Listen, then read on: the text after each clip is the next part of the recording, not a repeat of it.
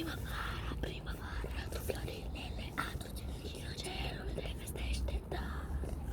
Primăvara, primăvara, tu florile le aduci, ghiocelul te vestește, dar. Câteodată mai și plouă, dar este destul de cald.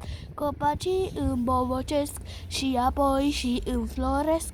Fructele se coc apoi și se fac dulciți și moi. Câteodată cine uită mai plantează niște flori.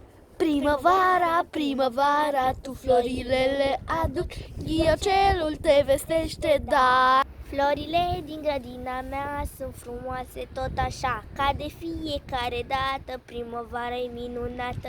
Primăvara, primăvara, tu florile le aduci, ghiocelul te vestește, dar. Cam atât a fost piesa noastră de primăvară. Nu uitați de dați un like, un subscribe și neapărat să scrieți în comentarii ce să mai facem, pentru că chiar n-avem idee ce să mai facem. Pa, pa!